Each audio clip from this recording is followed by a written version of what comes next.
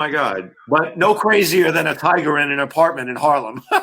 No, that's right. Tigers, manatees in Florida. A I tiger. remember that years ago there was that whole myth, and I guess it wasn't a myth about in New York the alligator that was stuck in the commode in the bathtub and everything. I remember that being That I remember. That I remember. But so. anyway, so could you imagine the look on the ESU guy's face when he came down the rope from the top of the building to the window of the window in this building in Harlem, and the bars were on the window, and he saw this like tiger like jump at the window?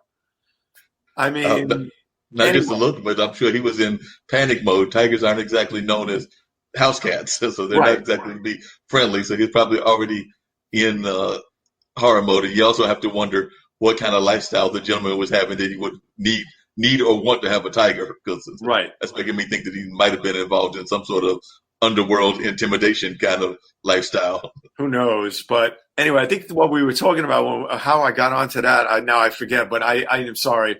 No problem. No problem at all. Like I said, I like these kind of like free-flowing conversations. But yeah, we were talking about how it's going to impact the photography world, and you were sharing some of those aspects. We were going like along the editorial route, the commercial route, and the freelancers. Right. So then you have freelancers. We talked about editorial. We talked about commercial a little. And then there's the freelancers who are jacks of all trades, who are really getting hit hard because they don't have staff jobs. Right. They don't have a lot of photographers. There aren't that many staff jobs anymore. I mean, so they don't have staff jobs. They have a lot of editorial and commercial work mixed in, and then they have all these other projects that they do. So they have to really reinvent themselves in many ways over. So these three photographers really gave me an idea for a show based on the one thing they're doing, which is doing a lot of pictures of photography of people during this COVID crisis that are stuck at home and other things, but doing it from all these different perspectives. And that's really where people need to go right now with everything, whether it's whatever they do in life. They have to, unless you're doing a regular corporate job that you're sitting at your computer all day and you're doing finance, or you're doing this, or you're doing that. But photographers and creative types have to think of new ways to do stuff without getting sick and without hurting anybody, of course, by getting too close to them. And other things is none of us know right now who's a carrier and who's not. You're right. Yeah, the testing is horrible. We don't have any effective testing for the vast majority of the population. I mean, we've got several tens of thousands or however many hundreds of thousands around the world that have been tested, but that's not the vast population. So we need to get more of the world tested. And I know that's the big thing, is figuring out how we're going to do mass public testing. Right. And then, excuse me, allergy season here in Ramsey, and I'm starting to feel it. But the thing is that, and then there's the next level. So let's say we get all this testing and everything else, and then we end up in a part of this time in our life where we're going to have to, this is going to sound weird, but we're going to have to walk around with some sort of documentation that we're like, COVID free or whatever. Right? I mean, Jesus, think about it. This is something out of a science fiction movie, We're going to have to walk around, or futuristic movie at least, where we're going to have to walk around with a card to pull out and say COVID free, Wow. Because you tell me, if you have somebody's going to come to your house to photograph something, I don't even want to let an electrician in my house right now because I don't know if they're okay or not. Yep. It's interesting you say that, because that's one of the things I had to do about 3 weeks ago. The Cultural Arts Center I work at, they actually, I probably live the closest to that particular institution. So they had me come to the building in order to let in some people to we're putting in a new heating unit, but the heating unit is all the way on the other side of one of our rooms. We call it our community room. But literally, I went in there, I opened the door, and I stayed in my office the whole time until I would go down there and holler and be like, "You done?" Yeah. And they would be like, they were done. And then I'd go ahead and lock the building up, because I was not trying to have that much contact with them. Because like I said, I didn't know what other buildings they had been in. I didn't know what other things they had done. So I was trying to be as safe as possible. So, and that's what I think a lot of people are trying to do, is be as safe as they can be in these kind of environments. Right. Right. So, so the photographers have to protect themselves too. They have to protect their clients. So it goes both ways. So you have this giant everything's going to be reconfigured. Everything's going to be reinvented. Everything's going to be reimagined, whatever words you want to use. So we all have to look to the future right now. And that's why, to bring this full circle for a minute, I came up with this concept of doing this live stream and this show, the Spin It Social Hour. And like I said, I based it off my brand, which is called Spin It Social. I LLC'd that about 8 years ago because I wanted to own it. And I thought it was that good of a name. And also I took out the Instagram handle. I took out the Twitter handle. I took out every handle. I own the website, the domain, but I don't have a website, but I'm creating one now since I'm doing this show. This is another interesting thing. I never needed a website because I'm not selling a product. I'm not selling anything. My photography wouldn't really sit well on a site called Spin It Social. I do a lot of photography too. So I figured I'll start a Spin It Social site and put all of the links and information and maybe some other things up there about what I'm doing now with the live stream, the Spin It Social Hour. So, this website, the website is www.spinitsocial.com. So I've got the .com even. It's not a .org or a .net. It's .com. So I'm lucky. I had the vision to take all those handles out. And I even changed my Facebook page to Steffen Spin It Social. So this way it still has my first name in it, but it also has my handle in it. Because I don't want a brand page on Facebook, because I don't want to pay Facebook for getting all the pay for play on my brand page when I want everybody. My personal page is my brand anyway, because I'm my brand. Right. And I don't I don't put family stuff up on Facebook. I don't talk about my wife and kid on Facebook. Well, I do joke about our kid a lot on Facebook in certain ways, but it's very creative what I do. It's not really personal. So because he doesn't like that stuff being up there, my wife is the same way. She's very private. So, I just keep it all, I keep it centered on the arts, on social media and all that other stuff.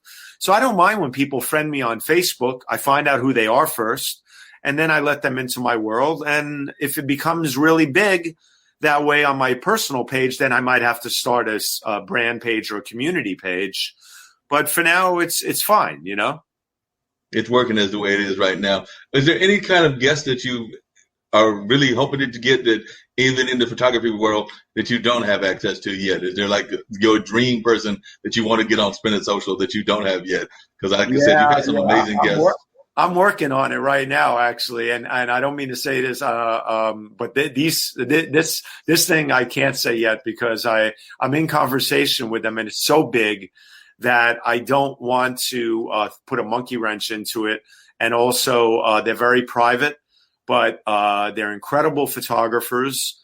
And if I can get them on my show together to talk to them about the history of their work and many other things, I think everybody will say, wow, this guy really wants to make an impact here because he's bringing on photographers of all different calibers. My goal with this is not to bring on only superstars, is not only to bring on Pulitzer Prize winners, and it's not only to bring on photographers that have jobs. My main goal with this is to bring on photographers from many different walks of life, but mainly photographers who are struggling. And I want to remember that focus because it's crucial and it's important, because the mission at hand is to get them and gain them more exposure. So that's the mission at hand. Some staff photographers will get through this. Some editorial who have huge clients will get through this. But the rest of and they're feeling it too. I don't mean to belittle the fact that they're not feeling it. We all get used to certain lifestyles and things. Mm-hmm. And just because you've made it at a certain level of photography doesn't mean people should look at you like, oh, well, he's got a job. He's going to be fine. Everybody's got a different scale of living, and that doesn't mean that it's not hurting them. They've set their life in a certain way with certain expenses and other things. They may have to cut back, and it may be a crunch time for them. But there's a whole bunch of other people out there who are going to be struggling severely to gain exposure and other things and get jobs. So if I can help in my little way by having a bunch of most of the photographers I have on are people that are going to need the work, then that's what I'm aiming for. But I'm also looking to balance it with very photographers who have got great businesses, how they're hurting and what they need to do to reinvent, whatever. We're all going to feel this in different ways. So yeah, I'm aiming high for certain things, but I'm also trying to maintain the focus to bring on photographers that need the help, because I really do want to help them. I'll give you, for instance, there was a photographer, a friend of mine, who actually just reminded me. I'm going to write it down right now so I don't forget while I say this. His name is Justin Burrell. And the reason I'm going to call Justin or hit him up is because his brother years ago really was good to me. And he's a great guy too. So I would have him on anyway. But Justin's brother was a detective in a cop in the NYPD, and he was also one of the cops that worked on the pile down on 9/11. Anyway, Justin, he is one of the main sports photographers in Pittsburgh, and he photographs the Penguins, the Steelers, the 76ers. You know, many different sporting events, concerts. Mm-hmm. And I was having my first show, I think it was, and I was talking about things and something else. And he chimed in, if you ever want to have me on. And I said, yes, I do, Justin, because I want to help and I want to have you on. So I want to hit the whole spectrum of photographers, and video people too, now that you say it, Yeah. Yeah, video photographers can be quite interesting. I know some that are here in the North Carolina area, and they often have interesting stories. One of the things I think you might have asked one of your other guests, and I don't remember which one, but I'm just curious as to what you think about it, is the whole concept of objectivity. Because I know they're always asking journalists to be objective, but I oftentimes find photographers even more so. It's harder to be objective when you're in the middle of things. You talked about your work with the NYPD, and sometimes you might have seen things with the cases that they were covering that you were trying to get the picture of whatever that horrible crime was or that was going on. Right. And the same thing with even like some of the political activists. I have a good friend, Jenny Warburg, who does she's actually done work with the New York Times, and she's done a number of work as a family friend of both me, my dad, and several others, lives here in North Carolina now. And she does some great work, but a lot of her work is around activism. She did a lot around the marches that Reverend Barber was doing. So I do think that sometimes the photographers are very much caught up in what's going on. So they're trying to be objective, but I wonder what your thoughts are as far as objectivity in the field when you're doing the work. Yeah, I mean, listen, when you're around situations that are taking place right in front of you, and you're photographing them, your job is to get the picture. Your job is to document what's going on, true to form. There's no pulling back. In terms of something that may go down, for instance, let's say if you're working with a group of people and something goes down that, maybe that photo shouldn't be made public. I think could be one thing. I've never been in that situation. But the bottom line is that if you're covering a story, you have to cover it true to form. And if it's part of an assignment, or if you're getting the picture of something that's developing in front of you, whether it's good or bad, I mean, you have to be the journalist that you're trained to be and document what's really happening. And, I'm sure there's been situations where people have had things that they've had to say, wow, if I put this forth, I'm going to have a certain group of people probably maybe not so happy with me, and then other things. But, it depends on photographers I know cover the story, and whatever the story is gets put out there. So that's how I've seen it. Being objective about things. It's part of being who you are. I mean, listen, there have been many photographers that have been in tremendous conflicts out there. And they've had to document some pretty gruesome and other things. But thanks to their work and thanks to them telling the story the way it needs to be told, the truth was told. Okay. I mean, yeah, I remember one of those photographs that you were talking about. And I think when I first went to journalism school, it always stuck with me. And that was the one during the Vietnam War where you literally saw that person being killed. And I don't remember the name of that photograph, but it was literally during the Vietnam